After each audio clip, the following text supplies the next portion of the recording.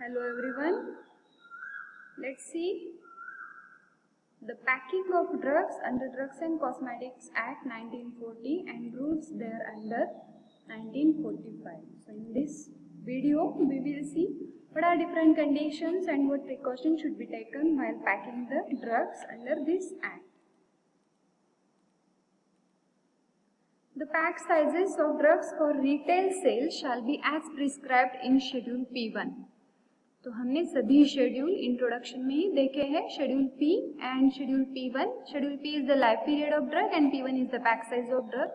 सो जो भी schedule P1 में पर्टिकुलर्स दिए गए हैं, जो भी क्राइटेरिया दिए गए हैं, उनके हिसाब से अकॉर्डिंगली ड्रग का जो भी रिटेल सेल के लिए या फिर होलसेल के लिए है, उन अकॉर्डिंगली P1 शेड्यूल के हिसाब से पैक साइज होने चाहिए. अगर if in case of drug not covered under schedule P1, मतलब कि अगर P1 में अगर कुछ ऐसे पॉइंट्स नहीं दिए गए हैं, the pack size shall be as follow. जो नीचे दिए गए पॉइंट्स के मुताबिक हमें पैक साइज करना है. कब? अगर P1 में ये नहीं दिए गए हैं तब. फॉर एग्जाम्पल टैबलेट है या कैप्सूल है, इंक्लूडिंग कोटेड टैबलेट. अगर नंबर ऑफ टैबलेट और capsule to be packed is less than 10, the pack size shall be the integral number. मतलब कि अगर हमारे टैबलेट या कैप्सूल जो कि हमें पैक करनी है, इसका जो नंबर है वो 10 से कम है और इसके लिए शेड्यूल P1 में कुछ पर्टिकुलर नहीं दिए गए हैं कैसे पैक किया जाए या क्या साइज हो पैकिंग का, तो इसके लिए पैक साइज क्या दिया गया है अकॉर्डिंग टू DNC एक्ट क्या कहता है, it should be the integral number. So integral number means it should be, if it is less than 10 then it should be a unique number. For example 1 or 3, 5 like this. If it is number above than 10, the pack size shall contain multiple of 5. अगर ये 10 से ज़्यादा tablet या capsule है और उसके लिए कुछ पर्टिकुलर नहीं दिए गए हैं शेड्यूल P1 में, तो ये जो पैक साइज है it shall contain the multiple of 5. Multiple of 5 मतलब कि अगर किसी एक पैक साइज में अगर 5 होने या फिर 10 या फिर 15 या फिर 20 या फिर 25, 30, in this way multiple of 5 ये पैक साइज होना चाहिए. The next point is liquid oral preparation. हम ये इन चीज़ों के लिए देख रहे हैं जिनके लिए P1 शेड्यूल में कुछ पैकिंग साइज नहीं दिया है. तो DNC ने इसके लिए सेपरेट प्रोविजन दिया है कि अगर लिक्विड ओरल प्रिपरेशंस है, for example 30 ml for paediatric preparation. अगर पेडियाट्रिक प्रिपरेशन है तो 30 ml का होना चाहिए एक पैक साइज, और एडल्ट्स के लिए या और लोगों के लिए 60 ml या फिर 100 ml या 200 ml या 450 ml होना चाहिए. पेडियाट्रिक ओरल ड्रॉप्स हो तो कितने होने चाहिए एक पैक साइज 5 ml का या फिर 10 या फिर 15 ml का होना चाहिए.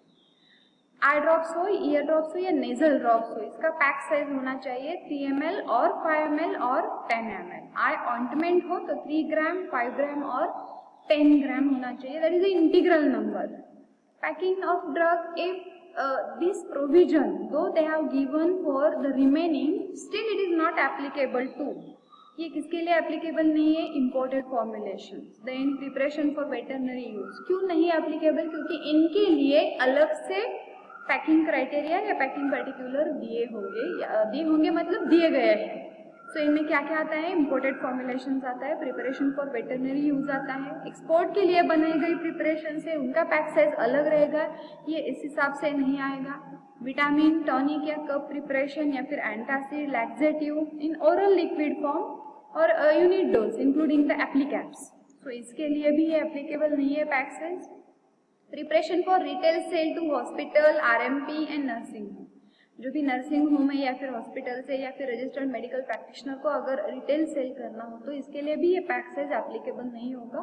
फिजिशियन सैंपल जो कि MR या फिर कंपनी भेजती है उसके लिए भी ये पैक साइज एप्लीकेबल नहीं होगा. और LVP that is the large volume parenteral that we call intravenous fluid, तो इनके लिए भी ये पैक साइज एप्लीकेबल नहीं होगा. Next is the packing of drug specified in schedule X. सो अगर शेड्यूल X का ड्रग है और उसका पैकिंग करना है तो हमें किन चीज़ों की जानकारी होनी चाहिए और क्या पर्टिकुलर्स हमें फॉलो करने हैं. तो schedule X drug shall be marketed in packings not exceeding 100 unit doses in case of tablet और कैप्सूल. मतलब कि अगर शेड्यूल X की टैबलेट या कैप्सूल है किसी ड्रग की तो 100 से ज़्यादा यूनिट नहीं होने चाहिए, मैक्सिमम 100 यूनिट होंगे एक पैक साइज में.